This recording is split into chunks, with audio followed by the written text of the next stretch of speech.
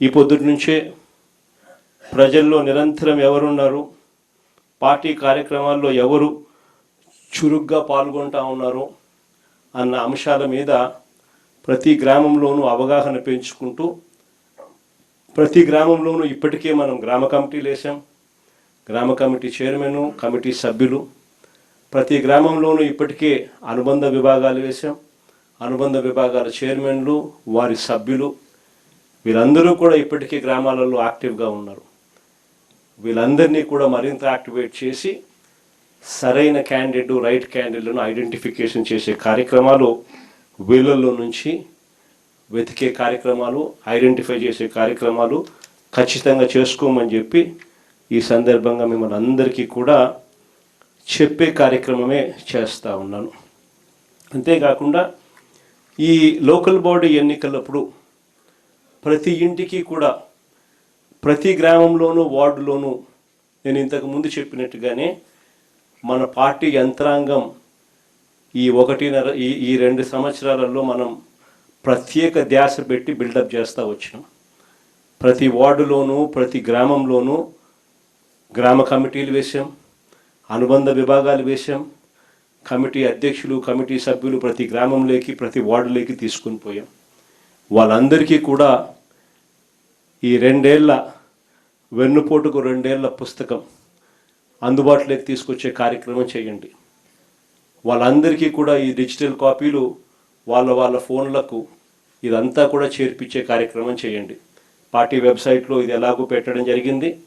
మీరు కూడా వాళ్ళ ఫోన్ నెంబర్లకు ఇది వాళ్ళ ఫోన్ డిజిటల్ కాపీలు వాళ్ళకు పంపించే కార్యక్రమాలు మీరు కూడా చేసే కార్యక్రమాలు చేయండి.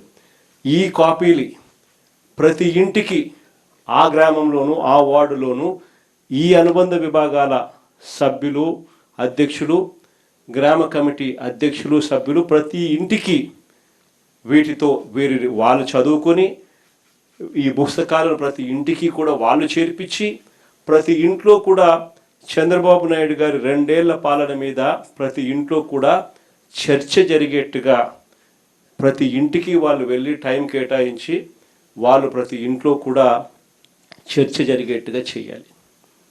ఎప్పుడైతే 2 ఏళ్ల చంద్రబాబు నాయుడు గారి వెన్నుపోటు పాలన గురించి ప్రతి ఇంట్లో చర్చ జరుగుతుందో, ఎప్పుడైతే ప్రజలు గతంలో వైఎస్ఆర్ కాంగ్రెస్ పార్టీ మన ప్రభుత్వ హయాంలో ఏదైతే పథకాలన్నీ అందుతూ ఉన్నాయో, ఏదైతే స్కీములు అందుతూ ఉన్నాయో, ఏ రకమైన పాలన అయితే గతంలో ఉండేదో అవన్నీ ఇప్పుడు రద్దయిపోయి నాశనమైపోయిన పరిస్థితులు కనిపిస్తూ ఉన్నాయో, చంద్రబాబు నాయుడు గారి మాటలు మోసాలు, అబద్ధాలుగా ఎప్పుడైతే కనిపిస్తూ ఉన్నాయో, దౌర్జన్యాలు, అవినీతి కంటికి కనిపించే విధంగా ప్రజలకు కనిపిస్తూ ఉన్న నేపథ్యంలో ప్రజలు తిరగబడతారు. మన పార్టీకి తోడుగా, అండగా మనతో నిలుస్తారు అనేది గుర్తుపెట్టుకుంటే. కాబట్టి చాలా సీరియస్గా లోకల్ బాడీ ఎన్నికలు తీసుకోమని చెప్పి మరొకసారి మీ అందరికీ కూడా చెప్తా ఉన్నాం. ఇక 3వ విషయం సార్ గురించి.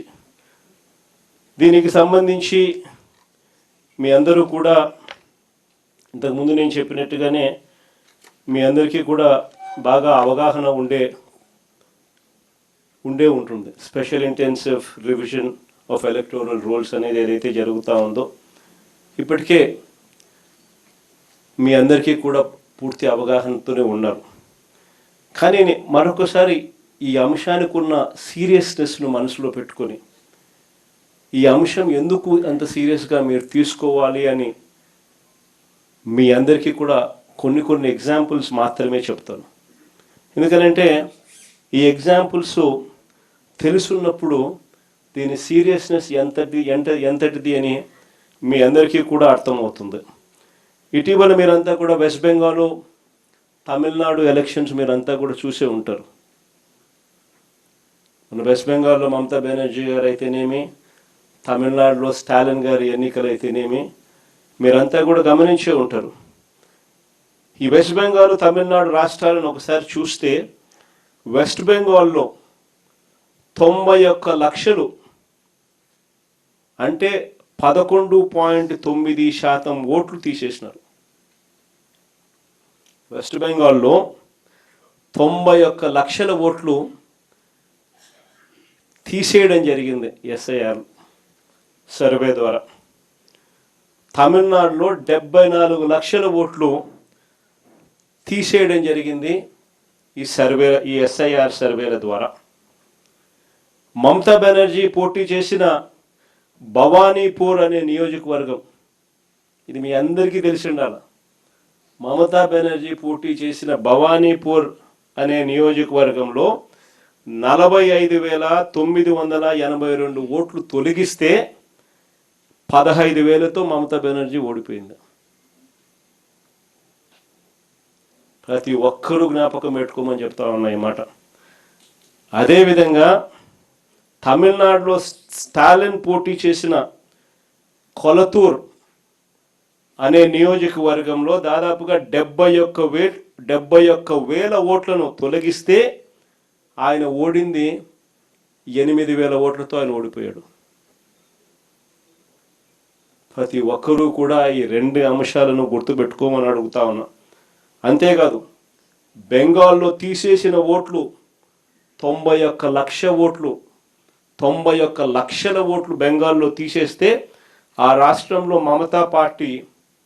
మమతా బెనర్జీ గారి పార్టీ ఓడిపోయింది 31 లక్షల తేడాతో. 91 లక్షల ఓట్లు తీసేస్తే 31 లక్షల ఓట్ల తేడాతో ఆయన ఓడిపోయింది. తమిళనాడులో 74 లక్షల ఓట్లు తీసేస్తే స్టాలిన్ పార్టీ ఓడింది 17 లక్షల తేడాతో. ఇవన్నీ నేను ఎందుకు చెప్తా ఉన్నాను అనంటే ఎంత ఇంపార్టెంటో ఈ విషయము అని చెప్పి మీ అందరికీ కూడా మీ నియోజకవర్గాలలో ఎంతగా దీని గురించి పట్టించుకొని జాగ్రత్తలు తీసుకోవాల్సిన అవసరం ఉంది అని చెప్పడానికి మీ అన్నీ కూడా చెప్తా ఉన్నా. ఆశ్చర్యం ఎందుకో తెలుసా, జాగ్రత్తలు ఎందుకో తెలుసా? కారణం ఏమిటి అని అంటే మనమేమో ఓట్లు పెరగడం వల్ల ఓడిపోయినాం, అక్కడేమో ఓట్లు తీసేయడం వల్ల వాళ్ళు ఓడిపోయినారు. 2 డేంజరే.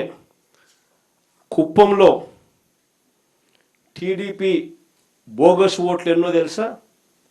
20,000 పైచిలుకు. ఒకే పేరు 5 సార్లు 10 సార్లు కనిపిస్తుంది. లిస్టులో ఆ పేరు కనిపించిన ప్రతిసారి కూడా తండ్రి పేరు చూసినా లేక భర్త పేరు చూసినా సేమ్ ఉంటాయి. ఇది కుప్పంలో మనకు కనిపిస్తూ ఉన్న, మన కళ్ళ ఎదుటే కనిపిస్తూ ఉన్న హిస్టరీ అండ్ మిస్టరీ 2 కూడా ఇక్కడే కనిపిస్తాయి. కాబట్టి వీటికి సంబంధించి ఇన్ని జాగ్రత్తలు తీసుకోవాలని ఎందుకు చెప్తా ఉన్నానంటే ప్రతి ఊర్లో నుంచి మన ఓటర్లు అనుకునే వాళ్ళను కేవలం ఒక 50 మందిని తీసేస్తే చాలు, నియోజకవర్గం మొత్తం మీద 5,000 ఓట్లు మన ఓట్లు డ్రాప్ అయిపోతాయి. కాబట్టి ప్రతి ఊర్లో కూడా ఆ పరిస్థితి రాకుండా జాగ్రత్తలు తీసుకోవాల్సిన అవసరం ఎంత ఉంది అని చెప్పడానికి మీ అందరికీ కూడా ఈ కొన్ని ఎగ్జాంపుల్స్ చెప్పడం జరిగింది. దీనికి సంబంధించి కొంచెం బోరింగ్ టాపిక్ మాదిరి అనిపించినా కూడా ఒక 20 నిమిషాలు కన్నబాబన్న మీ అందరికీ కూడా కొంచెం ఓరియంటేషన్ ఇస్తాడు. కొన్ని ఎలాంటి జాగ్రత్తలు తీసుకోవాలి, ఎలాంటి సూచనల మీద ఎక్కువ మనం కూడా ధ్యాస పెట్టాలి అన్న విషయాలు నేనే చెప్దాం అనుకున్నా. మరి ఇంకా ట్యూషన్ చెప్పినట్టు అవుతుందేమో, ప్రొఫెసర్ మాదిరి చెప్పినట్టు అవుతుందేమో, నేను చెప్పడం బాగుండదు అన్న కన్నబాబున నువ్వు కానిచ్చేసి అని చెప్పి చంద్రబాబు చెప్తాను. లేకపోతే ఎస్ఐఆర్ మీద ఏమేమి జాగ్రత్తలు తీసుకోవాలా, ఎలా తీసుకోవాలా అనేది నేను చెప్పడం బాగుండదేమో అని చెప్పి కన్నబాబును రమ్మని చెప్తా ఉన్నా. కన్నబాబును సుదీర్ఘంగా కూడా చెప్తాడు. కొంచెం బోరింగ్ అనిపించవచ్చు అందరికీ కూడా, కానీ మన మంచి కోసమే తాను ఇవన్నీ సూచనలు సలహాలు కూడా తాను ఇస్తూ ఉన్నాడు. అవన్నీ కూడా కొంచెం 20 నిమిషాల కన్నా ఎక్కువసేపు పట్టదు. ఈ 20 నిమిషాల సేపు కొంచెం మనం ధ్యాస పెట్టి ఆయన చెప్పేటి కూడా మనం విన్నామంటే ఆ చేంజెస్ మనం తీసుకురాగలిగితే మన కాన్స్టిట్యున్సీస్లో ఆ జాగ్రత్తలు మనం పాటించగలిగితే ఆ సూచనలు మనం తీసుకోగలిగితే అవి కాన్స్టిట్యున్సీలో మనకు ఎంతో ఉపయోగపడతాయి. మన ఓట్లు ఎవరు తీసేయకుండా మన వాళ్ళ ఓట్లను మనం ప్రొటెక్ట్ చేసుకోగలుగుతాం. అది చాలా అవసరము అని చెప్పి